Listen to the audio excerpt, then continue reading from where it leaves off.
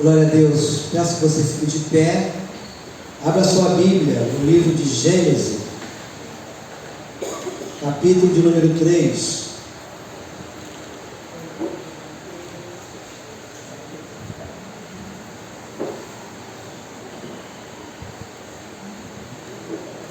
Tem duas notícias para dar aqui, uma notícia boa e uma notícia ruim. A ruim é sobre a desintegração da família que nós temos visto nos dias de hoje, infelizmente. E aonde isso começou? Onde isso começou? Gênesis capítulo de número 3 diz assim: mas a serpente mais sagaz que todos os animais selváticos que o Senhor Deus tinha feito, disse à mulher: é assim que Deus disse: não comerei de toda a árvore do jardim?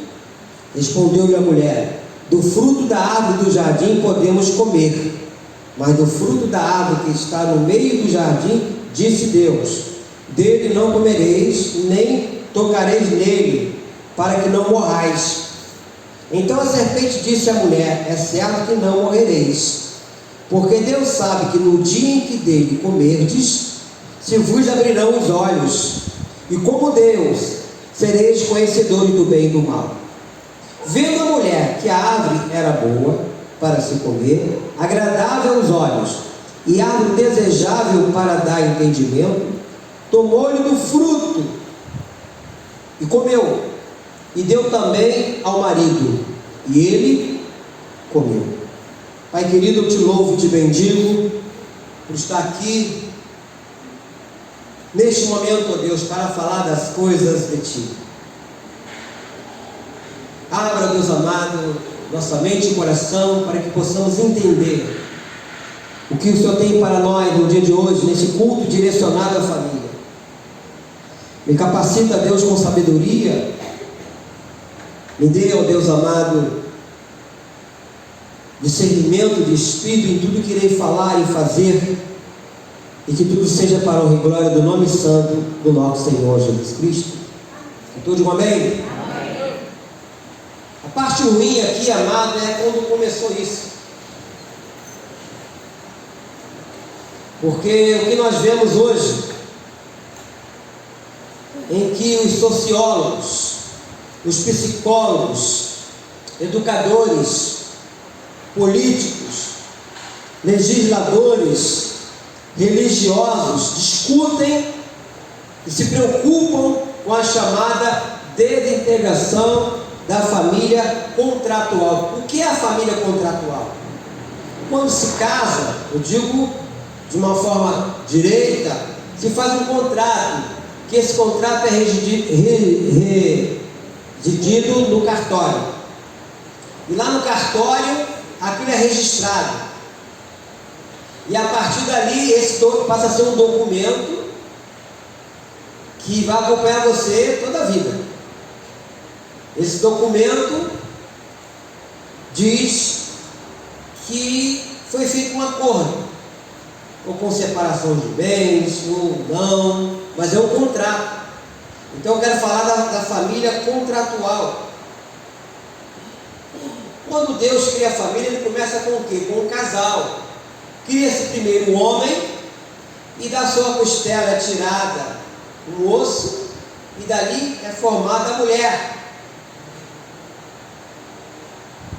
E ali eles passam a ser uma só carne, como diz aqui pertinho, no capítulo de número 2,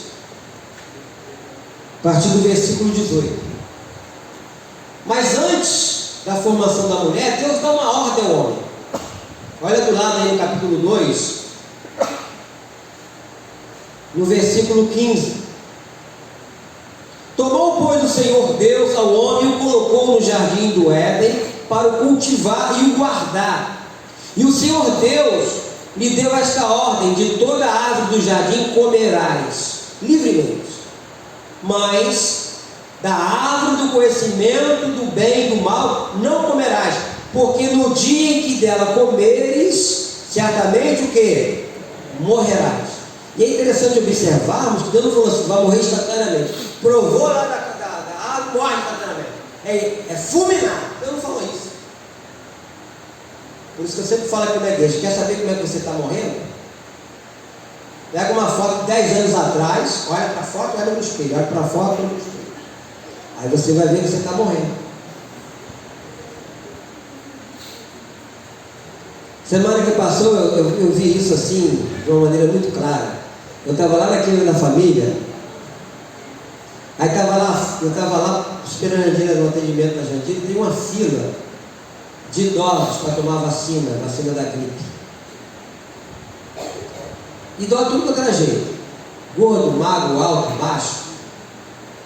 Mas todos eles já estavam mais idosos do que o idoso. E eu pude observar ali, eu fiquei só pensando assim, isso aí é o resultado do pecado. Mas você que é idoso, como eu, meu irmão, minha irmã, louvado seja o nome do Senhor, porque nós somos idosos. Porque Deus nos permitiu chegar até a nossa idade. Uns mais, outros menos, mas é assim.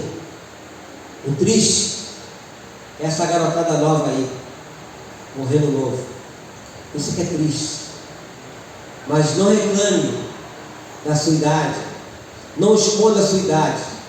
Eu tenho tantos anos. Louvado seja o meu Deus por me conceder esses anos todos. Louvado seja o nome do Senhor. Mas aqui nós vemos que Deus deu uma ordem. Foi uma ordem. E essa ordem foi quebrada. Porque a mulher ainda não tinha sido feita. Ela não estava presente nessa ordem. É só você olhar aqui. Foi depois. E Satanás, por ser sargado, o que ele faz? Ele não foi no homem. Ele foi na mulher. Dizem que a mulher é o sexo frágil, né? É assim, fraco. É muito sensível, né? Você vê a quantidade de mulheres que caem no conto do... Como é que dá o nome? Da internet hoje. Mulheres assim, muito esclarecidas. Os caras conseguem marcar encontro e surrupiar o dinheiro da conta. Ou não, estou mentindo? Mas é que você nunca viu isso. Ganha no papo. Ganha no papo. Quantas? Que fica apaixonado por um camarada que nunca viu fisicamente. Vê só lá, porque de repente aquela foto nem é do cara. Mas o cara é estelionatário. Então ele engana. Mas começou lá no Jardim do Éden, Satanás enganou a mulher. Porque a ordem era para que não comesse. Aqui diz assim,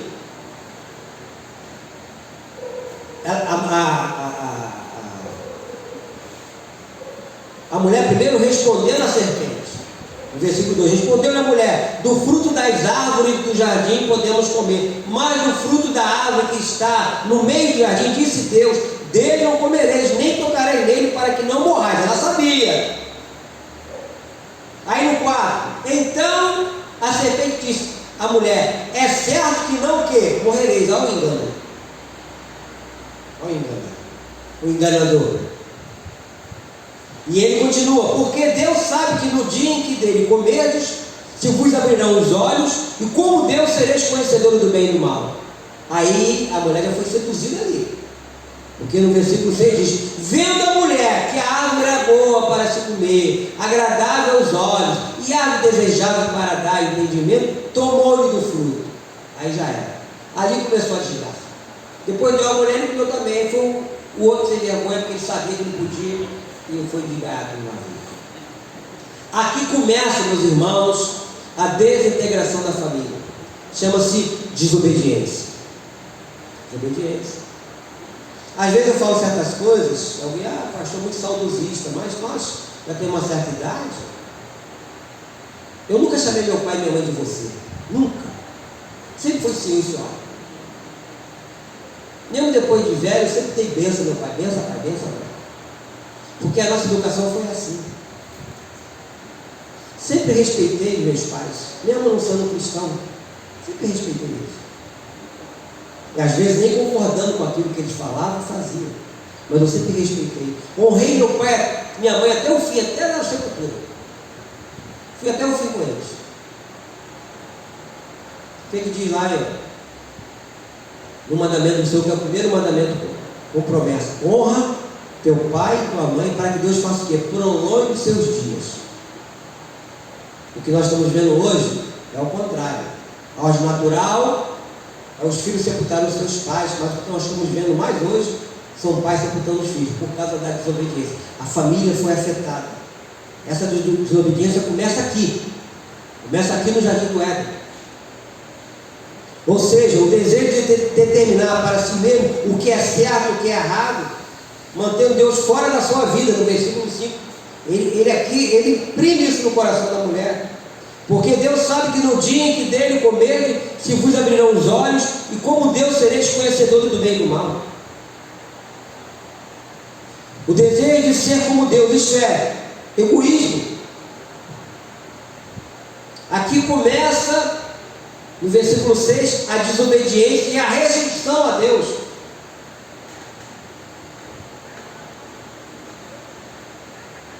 Então, as causas da desintegração da família se chama desobediência. Isso vai refletir mais adiante nos seus dois primeiros filhos, Caim e Abel. Quer ver? Vira a página, no meu caso vira a página, isso eu não sei. Capítulo 4.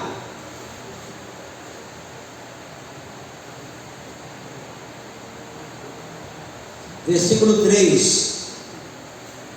Diz assim: aconteceu que no fim de uns tempos trouxe Caim do fruto da terra uma oferta ao Senhor. Abel, por sua vez, trouxe das primícias do seu rebanho e da gordura deste. Agradou-se o Senhor de Abel e de sua oferta, ao passo que de Caim e de sua oferta não se agradou.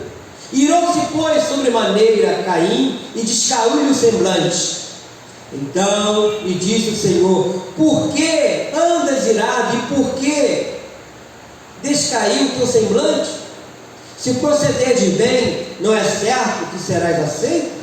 Se todavia proceder de mal, eis que o pecado jaz à porta. O seu desejo será contra ti, mas a ti cumpre o quê? Dominá-lo. Que nós vemos hoje que as pessoas não se dominam. Domínio próprio, a Bíblia fala sobre isso, sobre o domínio próprio. Eu sempre falo aqui na igreja que o forte não é aquele que reage. O que reage é o forte, é o fraco. O forte é aquele que se domina. O forte é aquele que se domina, aquele que não reage com palavra, que não discute. Muitas vezes, como se diz aí no mundo, botou o rabinho entre as pernas, ou botou o galho dentro, isso é a palavra do mundo.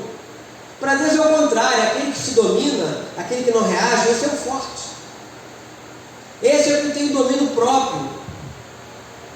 Então aqui fala: mas a ti cumpre dominá-lo, porque jaz nele, Deus já havia, obviamente como sendo Deus onisciente, sondado o coração de Caim e viu que nele havia um espírito de inveja.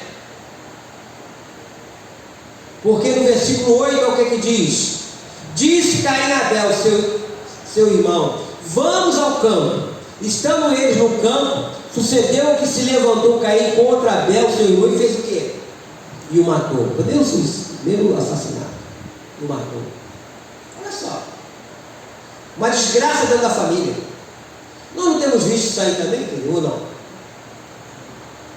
Por muito pouco as pessoas estão se matando, irmão matando irmão. Se o pai tiver alguma coisa, mata o pai, mata a mãe para pegar aquele dinheirinho. Nós estamos vendo isso acontecer.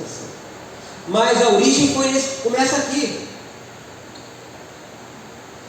Não vou abrir não, mas todo mundo conhece a história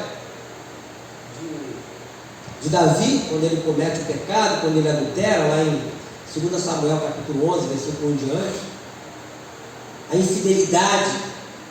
Também começa ali uma desgraça que vai refletir na sua família, quando ele vai coabitar com a Betseba e manda colocar o marido dela, Urias, lá na frente de batalha para ele morrer, e morreu. Esse pecado Deus perdoou, mas refletiu na vida dele e na vida dos seus filhos. Foi um problema seríssimo.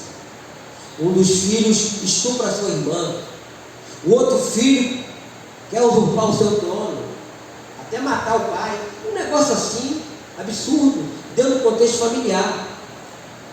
Mas ele deu brecha para que isso acontecesse.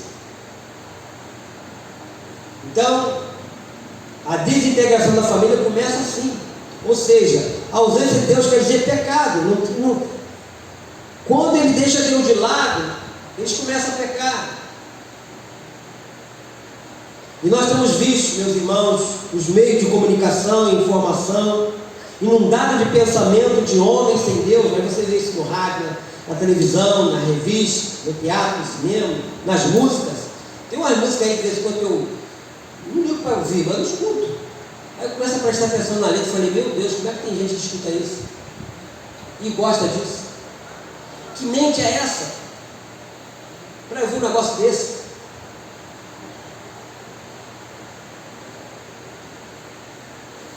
Aí você vê filosofias, ideias e pensamentos são forjados e difundidos no sentido de desprestigiar, esvaziar, anular totalmente o valor da família. E tem havido, meus irmãos, uma sensível queda em nossos padrões éticos. E isso vai resultar em quê? Crianças abandonadas. Agora esse dia, agora lá no recreio. Um jovem de 17 anos que estava até preso, liberaram ele. O que ele arrumou? Passou um pessoal lá de armado, matou ele, atirou numa menina de 16 e ela morreu ontem. 16, 17 anos. E aí? Aí você vê as separações, divórcios. Aí você vai para os toxicômanos, como é que fala aqui? Toxicômano, né? A pessoa que usa droga, é isso. Alcoólatras, delinquentes. Nós somos hoje uma sociedade enferma, na verdade, desorientada, desintegrada. A própria autoridade, que deveria dar exemplo, não dá exemplo. Não sei se vocês tomaram conhecimento de um prefeito de uma cidade no Paraná, que casou com uma menina de 15 anos. Eu estava falando, mas para casar com uma menina de 15 anos, uma menina velha, tem que ter autorização da família, ou não? Ah, mas aí ele criou um emprego lá para a mãe da garota, outro parente da garota. Olha só, o que é isso? Há coisas estão se fazendo hoje que se diz que é família, usa o nome da família, mas não é a família.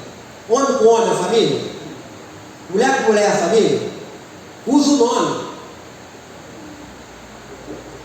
E já há lugares aceitando isso como se fosse uma coisa natural. Novos tempos. Eu já penso ao contrário, não é novos tempos, é o final dos tempos. É o contrário.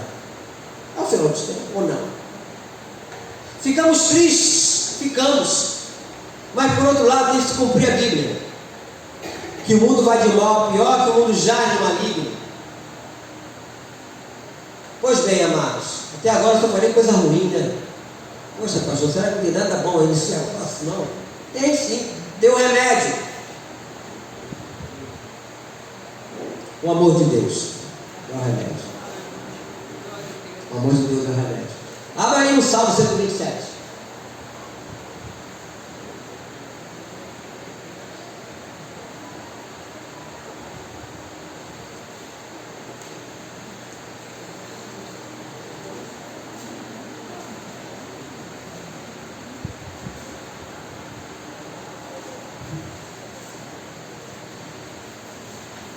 Eu vou ler dois salmos, são pequenininhos, um com 5 versículos, outro com 6 versículos.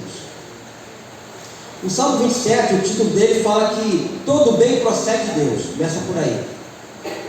Esse é o lado bom da história. Vimos aqui a desintegração da família, que começa lá no Jardim do Éden. É isso? Então diz assim: se o Senhor não edificar a casa, em vão trabalham os que a edificam. Se o Senhor não guardar a cidade, em vão vigia a sentinela. Inútil vos será levantar de madrugada, repousar tarde, comer o pão que penosamente grandeastes, aos seus amados ele o dá enquanto dorme. Herança do Senhor são os filhos, o fruto do ventre seu galardão. Como flechas na mão do guerreiro, assim os filhos da mocidade. Feliz o homem que enche deles a sua aljava, não será envergonhado quando pleitear com os inimigos a porta. Então, se Deus não edificar, quando fala a casa, se não for Deus, amado, pode ter o maior projeto que você possa imaginar, filosoficamente falando, religiosamente falando. Se não for Deus, se Deus estiver fora disso, se você for procurar negócio de autoajuda, se Deus estiver de fora, você pode ir no psicólogo? Claro que pode. Você pode procurar um terapeuta? Claro que pode. Mas Deus não pode ficar de fora. Porque aqui fala: se o Senhor não edificar a casa, em vão trabalhos que edifica; se o Senhor não guardar a cidade, em vão vigia a sentinela. E fala: inútil você será levantar de madrugada, repousar tarde, comer o pão penosamente granjear, aos seus amados ele dá enquanto dorme. Isso é inútil. Então aqui nós vemos que todo bem procede de Deus. E no 128, aqui nesse Salmo 128, que é o Salmo que diz que temor de Deus e felicidade do lar, diz assim: bem-aventurado, quer dizer feliz, essa palavra quer dizer feliz, aquele que teme ao Senhor e anda nos seus caminhos, do trabalho de suas mãos comerás, feliz serás e tudo te irá bem. Tua esposa no interior da tua casa será como a videira frutífera, teus filhos como rebentos da oliveira, a roda da tua mesa. Eis como será abençoado o homem que teme ao Senhor. O Senhor te abençoe desde Sião, para que veja a prosperidade de Jerusalém durante os dias da tua vida. Veja os filhos de teus filhos, pai sobre Israel. Israel, nós somos Israel de Deus. Pai sobre a minha vida, meu irmão, pai sobre a tua vida, amém? Porque hoje nós somos o Israel de Deus, enxertado na videira, descendentes de Abraão pela fé. Por isso que aqui estamos. A graça de Jesus Cristo, o Evangelho de Jesus Cristo, a palavra de Deus, tem que ser esse parâmetro da nossa vida. Abrimos lá em Mateus 7, a partir do versículo 24, que fala a respeito daquele que construiu a sua casa sobre a areia e aquele que construiu a casa sobre a rocha. E ali está a diferença. Quem construiu a casa sobre a areia eu posso fazer uma analogia, é o que esse mundo fala, o que esse mundo ensina através de novelas, através de filosofias, através do que apresentadores falam, determinado tipo de programas falam. Isso é construir a sua vida na areia. Na rocha tem que ser baseado na palavra do Senhor, nos parâmetros de Deus, nos seus ensinamentos, naquilo que Ele determina, naquilo que Ele pede para que não façamos. Até porque em toda a Bíblia nós vamos ver mais a palavra não do que sim. Só que o não de Deus é para o nosso benefício. Não adulterarás. Se adulterar, não vai ter problema. Quantos no passado adulteraram, mesmo depois que se converteu, Deus perdoou? Me converteu bem, Deus perdoou, está perdoado, ok, ali, beleza. Mas as consequências Deus não tirou. Porque você contraiu um novo casamento e agora você tem que sustentar aquele filho ou filho que você largou lá com a outra mulher. Ou não? Deixa de pagar a pensão para tu ver o que vai te acontecer. Acho que a única coisa que vai para a cadeia é pagar a pensão. Mas foi fruto de quê? De uma desobediência, ou não?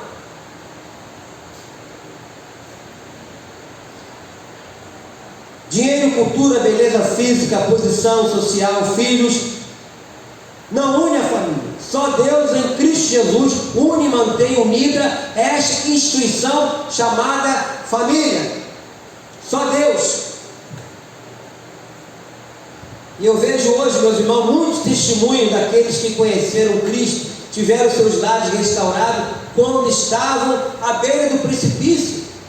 Eu mesmo aqui, nesse período todo que estou aqui, em Coelho da Rocha, vários lares que estavam a ponto de ir para o abismo, Casados já estavam. Teve uma vez uma irmã chegou a colocar a aliança em cima da minha mesa.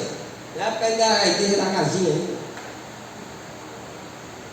Eu não conheci o esposo dela na época, eu peguei, eu quero falar com o seu esposo, na época, e fui conversar com ele.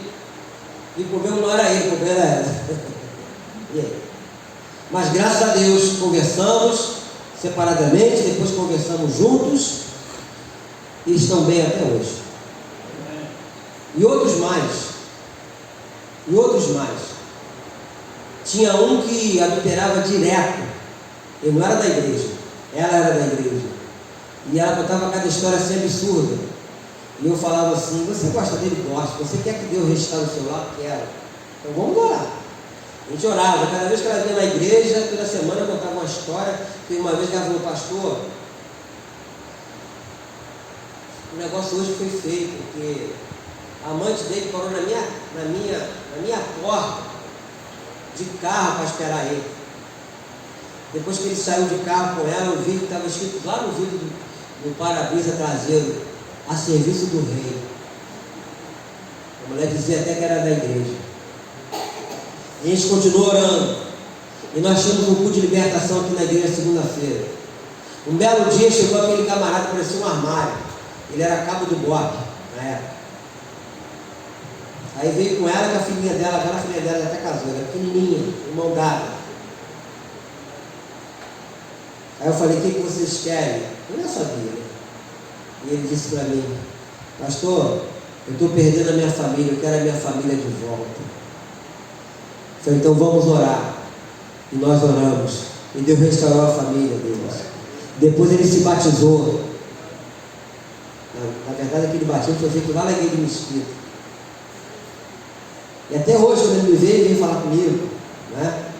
Enfim, família restaurada. Não foi o pastor Levi, não, amado. Foi a palavra do Senhor. Foi a oração. Foi a oração. O pastor Levi só foi usado por Deus para orar, para interceder, para aconselhar. Mas foi Deus. Nós, como pastores, somos sacerdotes, que Deus nos usa.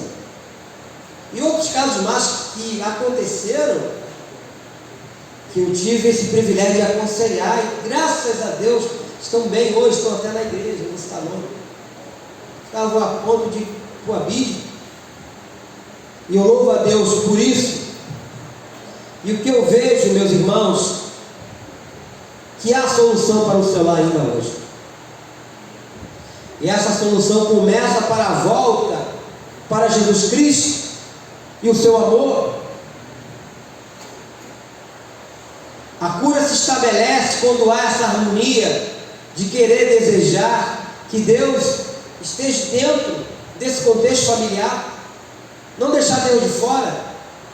Isso não quer dizer que a partir de então não vamos ter mais problemas, e pelo contrário, problemas sempre vamos ter, mas temos a quem recorrer. Por isso que aqui fala nesse Salmo 127, se o Senhor não edificar a casa, em vão trabalhos que edifique. Se não for Deus, tem que ser Deus, tem que colocar Deus, tem que suplicar a ajuda de Deus, tem que confiar nas promessas de Deus, tem que acreditar que quando você ora e quando você pede, Deus te ouve. O tempo que Ele vai levar, nós não sabemos. Eu sempre reporto aqui o Salmo 40.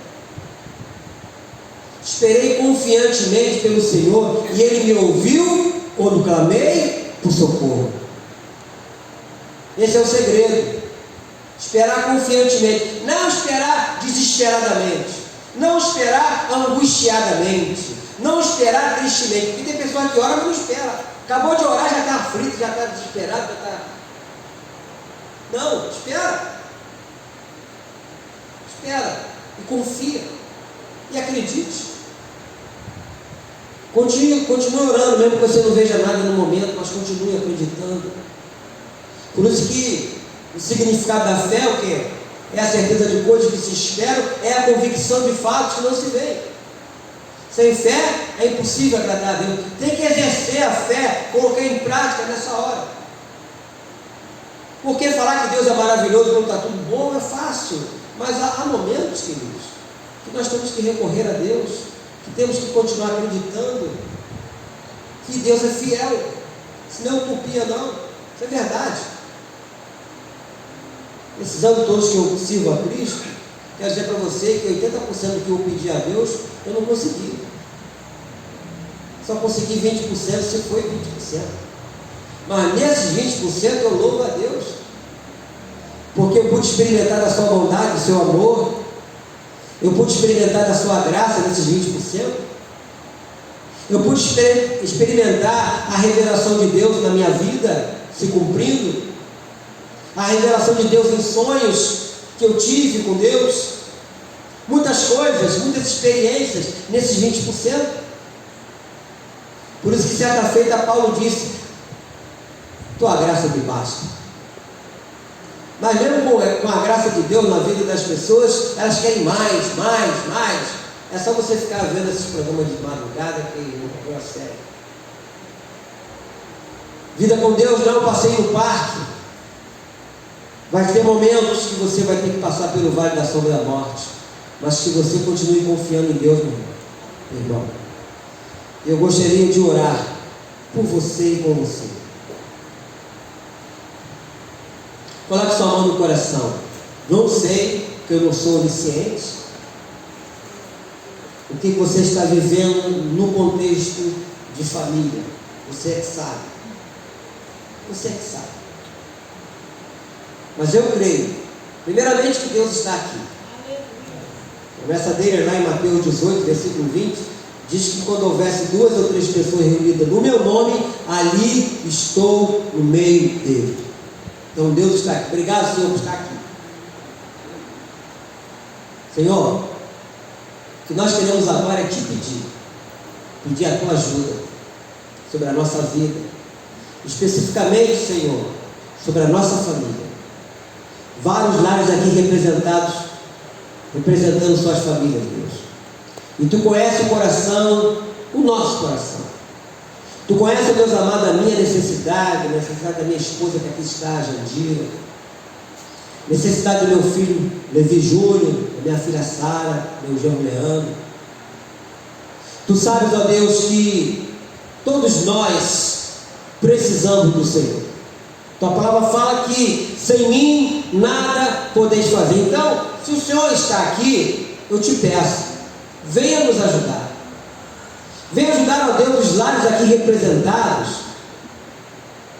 Venha sondar, ó Deus amado, os nossos corações e venha agir sobre nós. Vejo aqui, ó Deus, adolescentes e jovens. Seja com a vida deles também, Deus.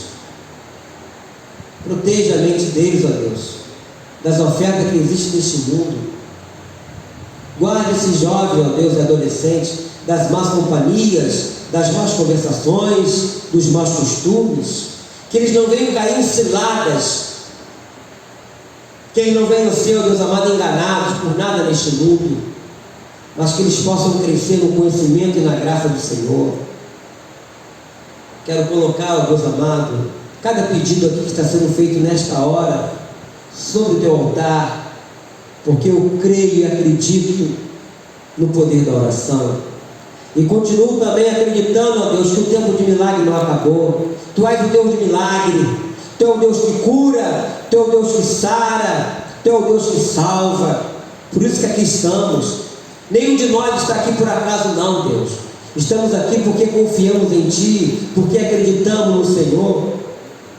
Eu oro, Deus amado, pelas pessoas que de repente vão assistir esse vídeo.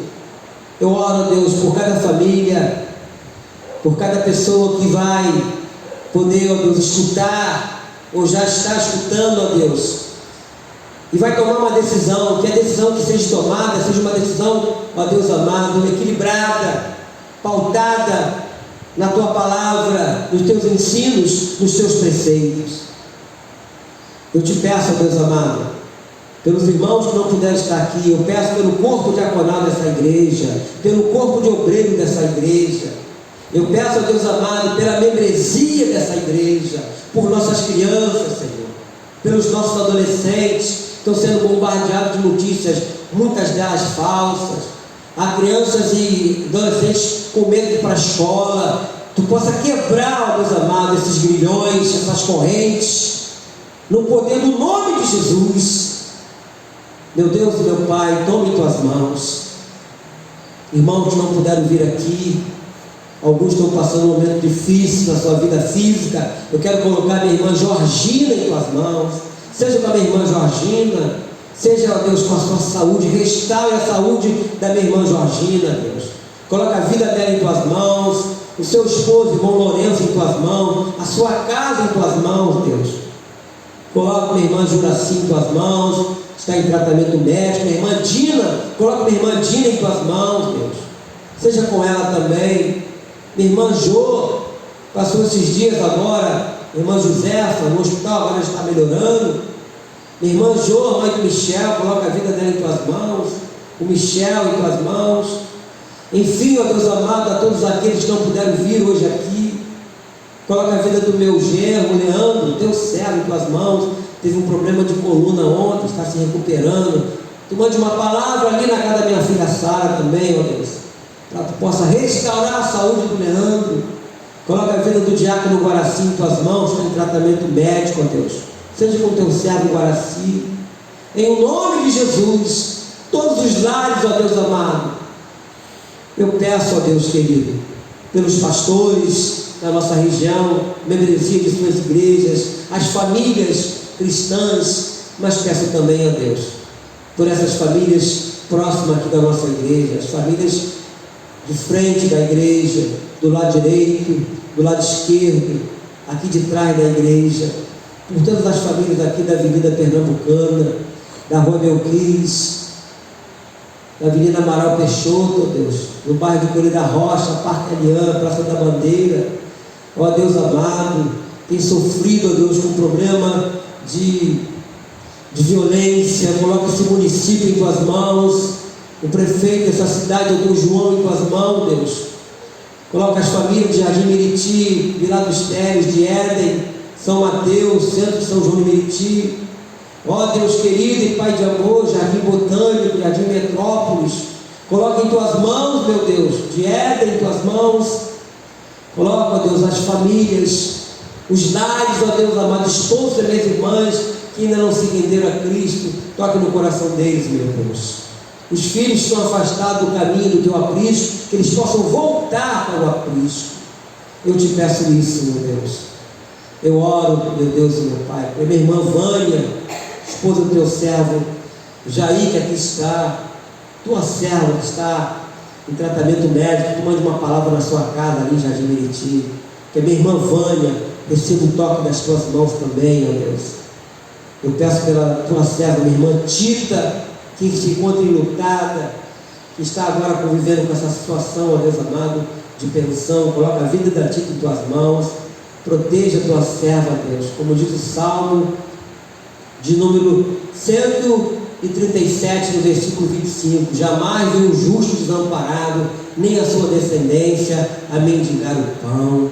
Meu Deus e meu Pai, guarde a tua serva, proteja ela, Deus, que tu possa, ó Deus, abrir as portas naquilo que ela precisa, vindo de ti, ó Deus, em nome de Jesus, em nome de Jesus. Amém, querido? Se você creu, você recebeu. A Bíblia diz que tudo é possível ao que crê. Amém? Peço que você fique de pé. Quero chamar aqui o pastor Gilberto, que vai dar a palavra pastoral final. Se ele quiser falar alguma coisa para terminar, fica à vontade, Gilberto.